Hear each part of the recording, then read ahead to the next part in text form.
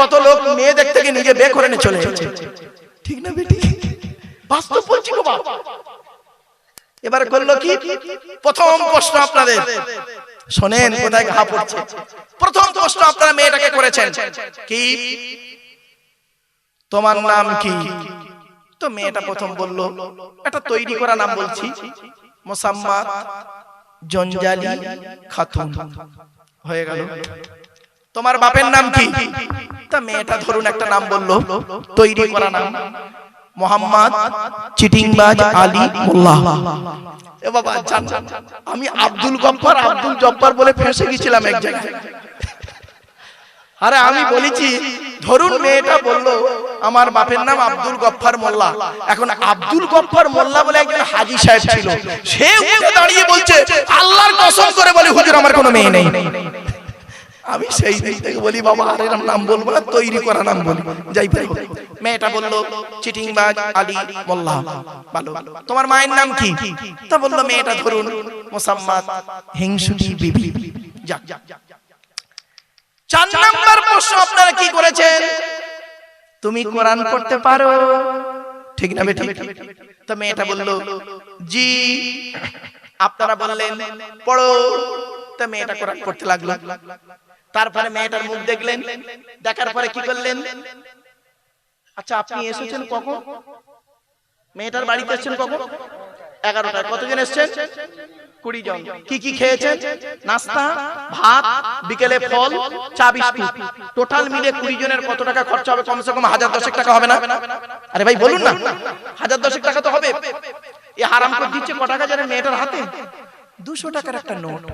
এই ভিখারির বাচ্চা, এই মেয়ে ছেলেরা 200 টাকার নোট দিল, ওই টাকাটা নিয়ে একদম সকলের সামনে ওর মুখে মারবি একদম।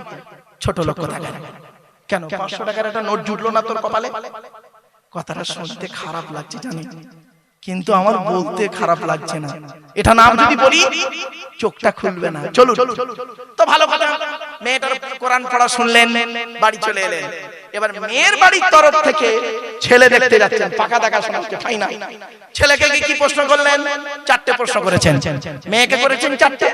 তোমার নাম কি? তোমার বাপের নাম কি? তোমার মার নাম কি? তুমি কি কোরআন পড়তে পারো কিনা?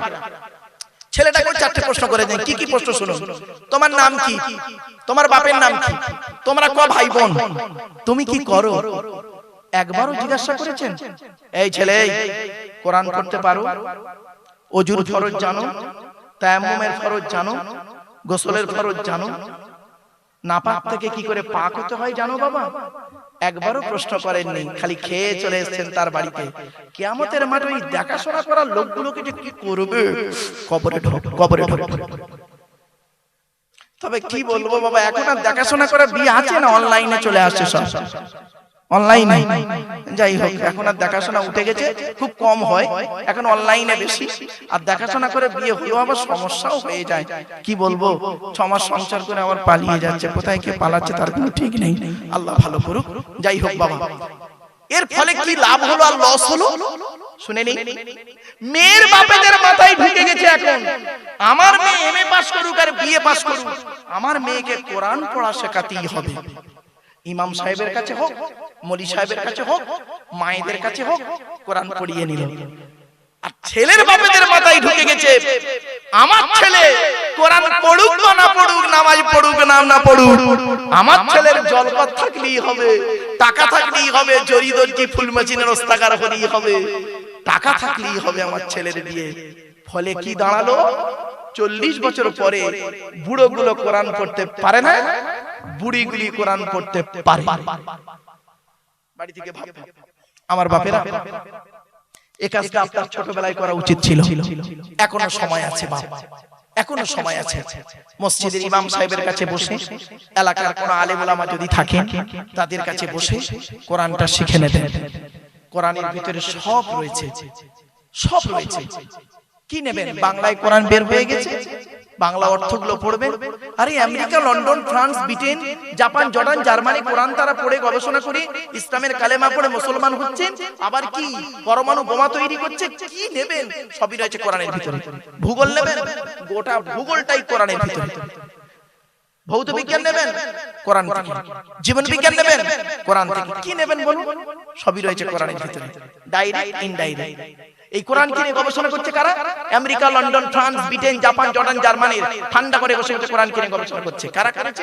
হ্যাম্ফ্রে Davy, Michael Faraday, Einstein, Isaac Newton, doctor Maurice Bucaille, mister Cook, mister Jabiri, mister Campbell, Raja Rammohan Roy, Ishwarchandra Vidyasagar, Rabindranath Tagore, Acharya Jagadish Chandra Bose, Francis Drake, Williams Keith Moore Williams, Herbert Thomas, George Bernard, এরা কোরআন কি নিয়ে গবেষণা করলো। আর আমরা কিছু মৌলবি, সকলে নয়, কিছু মৌলবি আমরা কি করলাম? কোরআনটাকে নিয়ে তেল পড়া, পানি পড়া, ওয়াজ করা, খতম পড়া, তাবিজ মরা, ঘর বন্ধ করা, আর নিজেদের মধ্যে মারামারি করে। এ ওর বলে কাফের, ওর বলে কাফের, ঠিক না বেঠি? নিজেদের মধ্যে মারামারি করছে। কিরা মারামারি দেখবেন? বুকে হাত বাঁধা, নাভির নিচে হাত বাঁধা, গোল টুপি, লম্বা টুপি, চেরা জামা, ফাড়া জামা, তবলিগ, ফুরফুরা, বেরেলি, ওয়াহাবি, জামাতে ইসলাম, কিয়াম করা না করা, দোয়া করা না করা, এ ওর বলে কাফের, ওর বলে কাফের। আল্লাহ আল্লাহ নবী বলছেন, তুমি যাকে কাফের বলছো সত্যিকারে যদি সে কাফের না হয়, বললেওয়ালা নিজে কাফের। একটা আঙুল আপনাদের দিকে লাগিয়ে দিলাম আজকে, সরি ক্ষমা চেয়ে নিচ্ছি বাবা, ক্ষমা চেয়ে নিচ্ছি। একটা আঙুল আপনাদের দিকে লাগিয়ে বলছি, আপনারা সব চিটিংবাজ। আচ্ছা কটা আঙুল আপনাদের দিকে? আরে ভাই বলুন না। একটা, তিনটা আঙুল কোন দিকে? টিভিল চিটিং।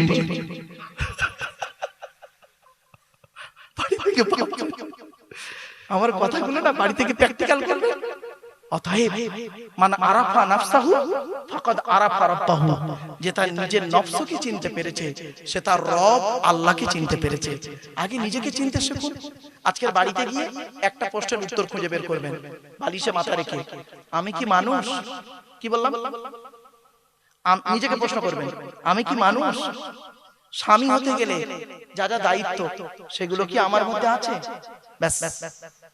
পিতা হতে গেলে যা যা দায়িত্ব সেগুলো কি আমার মধ্যে আছে? ছেলে হতে গেলে যা যা দায়িত্ব সেগুলো কি আমার মধ্যে আছে? ভাই হতে গেলে যা যা দায়িত্ব সেগুলো কি আমার মধ্যে আছে? চাচা হতে গেলে যা যা দায়িত্ব থাকা দরকার সেগুলো কি আমার মধ্যে আছে? না ভাই মরে গেছে, চাচা বেঁচে আছে, ছোট ছোট ভাইপোদের সম্পত্তি নিজের নামে রেকর্ড করে বসে আছে। উনি আবার হাজি সাহেব, হুক মেরে কারেন্ট নিয়ে পাকা চালিয়ে তাহাজ্জুদের নামাজ পড়ছে। চাচা চুরি করে কারেন্টে পাকা চালিয়ে তাহাজ্জুদ। রাগ করবেন না বাপ, হুক মেরে কারেন্ট নিয়ে পাকা চালিয়ে তাহাজ্জুদ চলছে। আমার বাস্তব অভিজ্ঞতা বলছি বাপ, বাস্তব অভিজ্ঞতা, বুঝলেন? এমনও শ্রোতা আছে, 2000 সালে ওয়াজ করছি দক্ষিণ 24 পরগনা একটা প্রত্যন্ত অঞ্চলে, 4 ঘন্টা ওয়াজ হয়ে গেছে, মোনাজাত করব, হঠাৎ থেকে একটা লোক উঠে দাঁড়িয়েছে, দাঁড়িয়ে বলছে, হুজুর আমার একটা প্রশ্ন আছে। আমি বললাম কি প্রশ্ন বাবা? বলছে হুজুর আমি সুন্দরবন জঙ্গলের ভিতরে ওযু করে নামাজের মুসাল্লা বিছিয়ে নামাজ পড়ছি, এমত অবস্থায় আমার সামনে রয়্যাল বেঙ্গল টাইগার বাঘ এসে হাজির। এই মুহূর্তে আমি নামাজ পড়বো না নামাজ ছেড়ে দেব? আমি তখন দেখলাম এর উত্তর কোরআনেও নেই, হাদিসেও নেই। সুতরাং ও যেমন আনাড়ির মতো প্রশ্ন করেছে, আমাকেও উত্তরটা আনাড়ির মতো দিতে হবে। তা আমি একটা উত্তর দিয়েছি, দেখুন তো হচ্ছে কিনা, উত্তরটা হয়েছে কিনা। তখন আমি বলছি, বাবা বাবা তুমি সুন্দরবন জঙ্গলের ভিতরে ওযু করে নামাজের মুসাল্লা বিছিয়ে নামাজ পড়ছিলে, তাই তো? জি। এমত অবস্থায় তোমার সামনে রয়্যাল বেঙ্গল টাইগার বাঘ এসে হাজির, এই অবস্থায় তুমি কি করবে, তাই তো? দেখো ওই বাঘ দেখে যদি তোমার ওযু থাকে তাহলে নামাজ পড়বে, আর ওযু চটে গেলে পালাবার লাইন করবে। তোর বাঘ দেখে কোন দিক দিয়ে কি বেরোবে আল্লাহ জানে, উত্তরটা হয়েছে ঠিক? ঠিক আছে তো? আমার ভাই দেখ, এই বাচ্চাগুলো হাসছে, তোরা বুঝতে পারছিস? হ্যাঁ বললে হবে, এসব নরমালের বাচ্চা নয়, সব সিজারের বাচ্চা, বহুত চালাক। চলো বাস্তবটাই বলছি। আসলে কি জানেন, আমার একটা অভ্যাস খারাপ, আমি এই টাইম ধরে ওয়াজ করতে পারি না। আমি টাইম ধরে করেছি, কখন 11টা বেজে গেছে, 3 ঘন্টা কখন হয়ে গেছে, 11টা বেজে গেছে। চলেন আমার পরবর্তী বক্তা আসবেন, এজন্য মা বোনদের বলি, বল দেবো? আচ্ছা ঠিক আছে বলছি বাপ, ঠিক আছে। এই দেখেছেন, তো এরকম একটু আগে বলতে পারলেন, পালাবার সময় বলছেন। আচ্ছা যাক, শোনেন আমি বলে দিচ্ছি, বাবা বক্তা আসুন তো আমি বলে দিই। শোনেন, জুম্মার দিনে নামাজে আগে খুতবা, তাই তো? আর ঈদের সময় নামাজের পরে। প্রথমে কি ছিল দেখা যাক। আল্লাহ নবীর জামানায়, আল্লাহ নবীর জামানায় প্রথম জামানায় নবীর প্রথম অবস্থাতে নামাজের পরে খুতবা হতো ঈদের মতো। ঈদে যেমন নামাজের পরে খুতবা হয়, তো জুম্মার নামাজ পড়িয়ে 2 রাকাত নামাজ পড়িয়ে নবীজি খুতবা দিতেন, সাহাবীরা শুনতেন। একদিনের একটা ঘটনা, কোরআনের আয়াত, সূরা জুমার শেষ আয়াতটা। নবীজি 2 রাকাত নামাজ পড়িয়েছেন, পড়িয়ে খুতবা দিচ্ছেন। এমন সময় মদিনার বাজারে কিছু ফেরিওয়ালারা এসেছে, ফেরিওয়ালারা। তখন কিছু কিছু সাহাবী তারা করছে কি, একটা একটা করে ভালো ভালো মালগুলো কিনবে বলে উঠে উঠে চলে যাচ্ছে। নবীজি খুতবা দিচ্ছেন, নবীজি খালি দেখছেন, উঠে চলে যাচ্ছে, নবীজি কিছু বলছেন। তো নবীজির খুতবা শেষ হয়েছে, দেখা গেল মসজিদ ভর্তি লোক, সব চলে গেছে। 12 জন লোক বসে আছে। এটা মনে রাখবেন, 12 সংখ্যাটা মনে রাখবেন। 12 জন সাহাবী বসে আছে, সব চলে গেছে। নবীজি খুতবা শেষ করে বললেন, আমি তোমাদের মাঝে আর উপস্থিত আছি। এই অবস্থা যদি হয়, নামাজ পড়েই যদি এই খুতবা শুনতে শুনতে যদি পালায়, তাহলে আমার ইন্তেকালের পরে মানুষ কি করবে? নামাজ পড়বে আর পালাবে, খুতবাই শুনবে না। খুতবা শোনা হলো ওয়াজিব। অতএব এই জুম্মায় যা হয়েছে হয়েছে, সামনের জুম্মা থেকে নামাজের আগে খুতবা হবে। তাহলে খুতবাও শোনা হবে, নামাজও পড়া হবে, দুটোই হবে। এবার আসছি, জোহরের নামাজ তো 4 রাকাত নাকি, আর জুম্মার নামাজ 2 রাকাত। জুম্মার নামাজও 4 রাকাত, 2 রাকাত নামাজ আর 2 রাকাত খুতবা। খুতবার জন্য 2 রাকাত, এজন্য খুতবা শোনা ওয়াজিব। গুরুত্ব দিয়ে খুতবা শুনবেন। অনেকে খুতবা শুনে তো অন্যরকম করে, খবরদার নয় বাবা, খুতবা শুনবেন। খুতবাতে কি বলছে একটু আন্তরিকতা নিয়ে শুনবেন, অনুরোধ করে বলে যাচ্ছি আপনাদের, কথাগুলো মাথায় রাখুন। আয়াতটা পড়ে এবার একজন সাহাবী জিজ্ঞাসা করলেন, ইয়া রাসূলুল্লাহ, তো জুম্মার নামাজের আগে তো খুতবা পড়লেন আপনি এই সপ্তাহে, গত সপ্তাহে জুম্মার নামাজের পরে হয়েছিল, তো এই সপ্তাহে জুম্মার নামাজের আগে খুতবা পড়লেন, এটাই কি থাকবে? বলল হ্যাঁ। হ্যাঁ, তো এটাই চলতে লাগলো, আজ পর্যন্ত চলে। এখন সাহাবী জিজ্ঞাসা করলেন তখন, ইয়া রাসূলুল্লাহ, তাহলে ঈদের সময় কি হবে? ঈদের নামাজের খুতবা কি নামাজের আগে হবে? নবীজি বললেন, না, ঈদ হলো খুশির দিন, সুতরাং ঈদের নামাজের যেমন পরে খুতবা হয় তেমন পরেই হবে। ঈদের নামাজটা নামাজের পরেই রয়ে গেল খুতবাটা, আর জুম্মার নামাজের জন্য করা হলো নামাজের আগে খুতবাটা। নবীজি একাই খুতবা দিচ্ছিলেন, 12 জন সাহাবী বসে আছেন, সব চলে গেছেন। তাই আল্লাহ কোরআনে আয়াত নাযিল করলো, কি সূরা জুমার শেষ আয়াত, ওয়া ইযা রাআউ তিজারাতান আও লাহওয়ান ফাফদু ইলাইহা ওয়া তারাকুকা কাইমা কুল মা ইনদাল্লাহি খায়রুম মিনাল লাহবি ওয়া মিনাত তিজারা ওয়াল্লাহু খায়রুর রাযিকিন। ওয়াইজা রাআউ তিজারাতান, তারা যখন ব্যবসায়ীদেরকে দেখলো, আও লাহওয়া ইনফাদু ইলাইহা, অথবা কোনো খেল তামাশা দেখলো, ওই দিকে ছুটে চলে গেল। কুল মা ইনদাল্লাহি খায়রুম মিনাল লাহবি ওয়া মিনাত তিজারা, নবী তুমি বলে দাও, ওরা যেদিকে ছুটে গেল ওর থেকে আল্লাহর কাছে রয়েছে অনেক খেল তামাশা, উত্তম রিজিক। আল্লাহু খায়রুর রাযিকিন, আল্লাহ হলেন উত্তম রিজিক দাতা। জোরে বলুন সুবহানাল্লাহ। আমার বাপেরা, এতক্ষণ আপনাদের কাছে আলোচনা করলাম, বিভিন্ন দিক নিয়ে কথা বললাম। ভাষাগত দিক থেকে ত্রুটি হলে ক্ষমা করবেন। ভালো থাকুন, সুস্থ থাকুন, মানুষকে ভালোবাসুন, অন্তরে চিলিপির প্যাঁচটা ছাড়িয়ে দিন। আর 5 ওয়াক্ত নামাজ পড়ুন, রোজা রাখুন, রমজান মাস আসছে। স্ত্রীর হকটা আদায় করুন, আল্লাহ রাসূল বলেছেন তুমি যেমন খাবে স্ত্রীকে তেমন খাওয়াবে, তোমরা যেমন পরবে স্ত্রীদের তেমন পরাবে। তা বলে প্যান্ট গেঞ্জি পরাতে যাবেন না। আর স্ত্রীর প্রতি ভালোবাসা রাখবেন, স্ত্রীর সম্মানটাকে বজায় রাখার চেষ্টা করবেন, স্বামীর সম্মানটাকে বজায় রাখার চেষ্টা করবেন। অনুরোধ করে আপনাদের বলে যাচ্ছি, কথাগুলো একটু মাথায় রাখবেন। চোখ দুটো বন্ধ হয়ে গেলে সব শেষ হয়ে যাবে। মা বোনদের বলি, মায়েরা বোনেরা, পেটের সন্তানকে সুশিক্ষায় শিক্ষিত করুন। শুধু বাংলা শেখালে হবে না, ধর্মীয় শিক্ষা দিন, ইংরাজি শিক্ষা দিন, উর্দু, হিন্দি, ইংরাজি, বাংলা, আরবি, 4টে ভাষা শিখিয়ে 5টা ভাষা শিখিয়ে দিন। সাথে সাথে কম্পিউটারটাও শিখিয়ে দিন। দেখবেন আপনার সন্তানের পেছনের দিকে তাকাতে আপনার হবে না। জানেন, একটা নারী যদি শিক্ষিত হয়, একটা পুরুষ যদি শিক্ষিত হয়, একটা পুরুষ যদি শিক্ষিত হয়, তাহলে সে নিজেই কেবল শিক্ষিত হয়। একজন নারী যদি শিক্ষিত হয়, গোটা পরিবারটা শিক্ষিত হয়। এজন্য মা এমন একজন শিক্ষিকা যেটা কল্পনার বাইরে। সেজন্য আপনাদেরকে আমি অনুরোধ করছি, আপনারা নারী শিক্ষার গুরুত্ব দিন এবং সমাজ সেবামূলক কাজে নিজেকে নিয়োজিত করুন।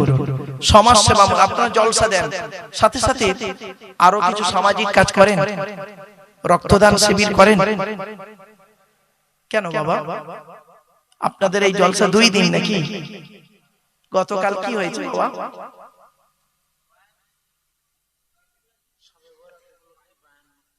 আচ্ছা, শবে বরাত উপলক্ষে বায়ান, বক্তব্য, জিকিরের, ভালো কথা। তো অন্তত ধর্মীয় কাজ করলেন, সামাজিক কাজ কি করলেন? শুধু জলসাই করলেন? শোনেন, বস্ত্র বিতরণ করবেন, খুব ভালো সামাজিক কাজ, রাসূলুল্লাহর হাদিস, এটা আমার কথা না। চক্ষু পরীক্ষা, ব্লাড ডোনেশন ক্যাম্প, এলাকায় স্কুলের ছেলেগুলো, মাদ্রাসার ছেলেগুলো যারা ভালো রেজাল্ট করেছে গত বছরে, তাদেরকে এনে 2টো প্রাইজ দিলেন। ওইটা দেখে আপনার ছেলে মেয়ে মনে একটা স্পৃহা জন্মাবে যে আমিও যদি পড়াশোনা করি আমারও দেয়া হবে। এলাকায় যে ছেলেটা ডাক্তারি পড়ছে, ইঞ্জিনিয়ারিং পড়ছে, অথবা ল পড়ছে, অথবা পিএইচডি করছে, তাকে ডেকে ছোট্ট একটা সংবর্ধনা দিলেন। খুব বেশি টাকা লাগে না। এলাকার জ্ঞানী গুণী বুদ্ধিজীবীদের ডেকে একটা সম্মেলন করলেন, একটা টপিকসের উপরে আলোচনা রাখলেন যে হযরত মুহাম্মদ সাল্লাল্লাহু আলাইহি সাল্লাম কেমন ব্যক্তি, তাদেরকে নিয়ে তাদের মতামত একটু আলোচনা মানুষদেরকে শোনালেন। এই যে কত ভালো জিনিস, পরে বুঝতে পারবেন বাবা। যাই হোক, এতক্ষণ আলোচনা করলাম বাবা, ভাষাগত দিক থেকে ত্রুটি হলে ক্ষমা করবেন। সামনে রমজান মাস, মা বোনদের বলি, রমজান মাসে রোজাটা আদায় করবেন। বাবাজি যুবক ভাইদেরকে বলছি, রোজাটা আদায় করবেন। সাহারি, ভোরের বেলা যে খাবারটা খান তাকে সাহারি বলা হয়। সাহারি খাবেন, যদি খেতে ইচ্ছা না করে 1 ঢোক পানি অন্তত পান করবেন। ইহুদিরা রোজা রাখে, শুনে নিন, ইহুদিরা রোজা রাখে, মুসলমানরা রোজা রাখে। পার্থক্য কি জানেন? ইহুদিদের রোজা, মুসলমানদের রোজার পার্থক্য কি? ইহুদিরা সাহারি খায় না, মুসলমানরা সাহারি খায়। এই জন্য নবীজি বলেছেন, তোমরা ভোরের বেলা সাহারি খাবে, যদি খিদে নাও থাকে একটা খেজুর অন্তত খাও, অন্তত 1 ঢোক পানিও পান করো। এই জন্য সাহারির গুরুত্ব আছে বাবা। সাথে সাথে অনেক সময় মেয়ে ছেলেরা করে কি, বাবাজিরা করে কি, ফজরের সময় সাহারি খেয়ে শুয়ে পড়লো, ফজরের নামাজটাও পড়ে না, ফজরের নামাজ পড়ে না, সাহারি খাচ্ছে। অনেক মানুষ আছে দেখবেন রোজার মাসে রোজা রাখে, নামাজ পড়ে না। অনেকে আবার দেখবেন রোজাও রাখে না, নামাজও পড়ে না। ইফতারটা করার সময় ঠিক ইফতারটা করে, ইফতার করার সময় দেখবেন ইফতার করে। আমার বাপেরা, ইফতার তাদের জন্য, রোজাদারের জন্য ইফতার।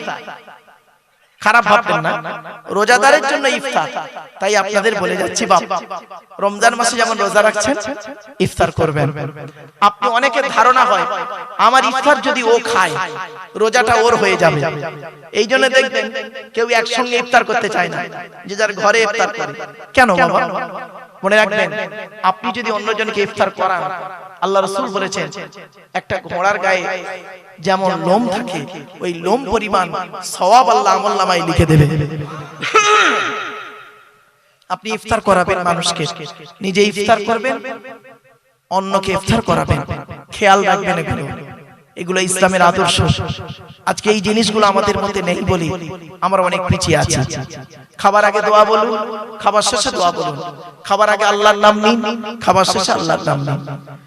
সবকিছু শুরুতে আল্লাহর নাম, শেষ হবে আল্লাহর নাম। আল্লাহর নামেই শুরু করবেন। আল্লাহ রাসূল বলেছেন প্রত্যেকটা কাজ আল্লাহর নামে শুরু করো। আল্লাহর নাম ছাড়া অন্যের নামে শুরু করলে ওতে কোনো বরকত হবে না, ওটা হবে লেজ কাটা। তাই বাবা পরবর্তী বক্তাকে নিয়ে আসেন, প্রায় 11:30 বেজে গেছে বাবা। পরবর্তী বক্তা তিনিও আলোচনা রাখবেন। আপনাদেরকে একটা কথা বলে যাচ্ছি, এই জলসা শেষের পরে চেষ্টা করবেন আপনারা কাল থেকে ফজরের নামাজটা আদায় করতে। নামাজ কারোর জন্য মাপ নাই, মনে রাখবেন। আপনার যদি ফজর জোহর কাজা হয়ে যায়, আসর কাজা হয়ে গেছে, মাগরিবের সময় কাজা নামাজটা আদায় করে দিন, চেষ্টা করবেন।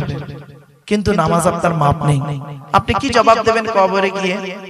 আপনাকে সৃষ্টিকর্তা যখন বলবে তুই নামাজ পড়েছিলিস, রোজা রেখেছিলিস, যাকাত দিয়েছিলিস, গরিবকে দান করেছিলিস, পিতামাতার দায়িত্ব পালন করেছিলিস, তুই দাদু হয়েছিলিস না দাদু, নাতির হকটা আদায় করেছিলিস, নানা হয়েছিলিস, নাতির হকটা আদায় করেছিস? মনে রাখবেন আল্লাহর তরফ থেকে প্রশ্ন হবে, বান্দার তরফ থেকে প্রশ্ন হবে। আল্লাহর তরফের প্রশ্নে আপনি আল্লাহর দয়ায় পার হয়ে যেতে পারেন, কিন্তু বান্দার তরফের প্রশ্নে আপনি ধরা পড়ে যাবেন, বান্দার তরফের প্রশ্নে ধরা পড়ে যাবেন। এজন্য পৃথিবীতে মানুষের উপকার করতে না পারলে ক্ষতি করতে যাবেন না। উপকার করতে পারেননি ঠিক আছে, ক্ষতি করবেন না। অনুরোধ করে বলে যাচ্ছি, হিন্দু মুসলিম কাঁধে কাঁধ মিলিয়ে চলুন, একে অপরের বিপদে ঝাঁপিয়ে পড়ুন। খবরদার কারোর কোনো ধর্ম নিয়ে, ধর্মগ্রন্থ নিয়ে, ধর্মস্থান নিয়ে কটূক্তি করবেন না, কোরআনে নিষেধ আছে। তুমি যদি অন্যের ধর্মকে কটূক্তি করো, গালি দাও, তারাও তোমার ধর্মকে গালি দেবে, এটাই স্বাভাবিক। সুতরাং তুমি তাকে গালি দিও না। তুমি দেখবে আল্লাহ হেদায়েত যার উপরে আছে তার হবে। হযরত উমরের মতো মানুষ রাসূলুল্লাহকে কতল করতে এসে ইসলামের কালেমা পড়ে মুসলমান হয়ে গেল, জান্নাতের সার্টিফিকেট পেয়ে গেল। ঠিক না বেটি? ভাবতে পেরেছেন? কত সাহাবীর ইতিহাস নেবেন, কত সাহাবীর ইতিহাস নেবেন আপনারা। অতএব ভালোবাসা দিয়ে অনেক কিছু হয়। মনে রাখবেন মানুষের প্রিয়জন হবে, প্রয়োজন না হয়ে প্রিয়জন হবে। প্রয়োজন আর প্রিয়জন দুটো কিন্তু অনেক তফাৎ। আমার ভাষা বুঝতে পারছেন? প্রিয়জন আর প্রয়োজন। প্রয়োজন কি হয়? যখন দরকার হয় তখন লাগে, বাকি সময় লাগে না। আর প্রিয়জন দরকারেও লাগে, অন্য সময়ও লাগে। এজন্য প্রিয়জন প্রয়োজন না। আমার কথাটা বাড়িতে গিয়ে ভাববেন, এখানে বুঝতে পারবেন না। কথাগুলো মাথায় রাখুন, একদিন আপনাকে এই কথাগুলো আপনার সহযোগিতা করবে। পিতামাতার প্রতি ভক্তি শ্রদ্ধা রাখবেন। খবরদার শ্বশুরকে প্রাধান্য দিতে গিয়ে পিতামাতাকে কাঁদাবেন না, শাশুড়িকে প্রাধান্য দিতে গিয়ে পিতামাতাকে কাঁদাবেন না, স্ত্রীকে প্রাধান্য দিতে গিয়ে নিজের বোনকে কাঁদাবেন না। আল্লাহর কাছে আপনাকে জবাব দিতে হবে। স্ত্রী স্ত্রীর জায়গায় থাক, বোন বোনের জায়গায় থাক, মা মায়ের জায়গায় থাক, মেয়ে মেয়ের জায়গায় থাক। সকলকে নিয়ে চলাটাই হচ্ছে একজন আদর্শবান স্বামীর পরিচয়, আদর্শবান পিতার পরিচয়, আদর্শবান পুরুষের পরিচয়। আমার বাপেরা, দ্বিতীয় বক্তা এসে গেছে বাবা। হ্যাঁ অনেক অনেক ভাবে বলেছি, দেখতে দেখতে এতক্ষণ বলতে পারবো আমি ভাবতে পারি। আমি ভেবে চাই যে 1-1.5 ঘন্টা বলে শেষ হয় 2 ঘন্টা। আমি বলিই দিই বাবা, আলোচনা করতে করতে একটু বেড়ে যায়। বেশ কিছু কথা আপনাদের কাছে তুলে ধরছি। চোখ দুটো বন্ধ আপনার হবেই হবে। মৃত্যু দুই রকমের, স্বাভাবিক মৃত্যু, অস্বাভাবিক মৃত্যু। স্বাভাবিক মৃত্যুটা কি? সাধারণত আমরা জানি বয়স হয়ে গেছে, আস্তে আস্তে মানুষটা বৃদ্ধকালে মারা গেছে। অস্বাভাবিক মৃত্যু কখন আসবে কেউ জানে না। তাই আল্লাহ বলছেন, বান্দারে পাঁচটা জিনিস বান্দা তোদের কারোর বলার ক্ষমতা নেই।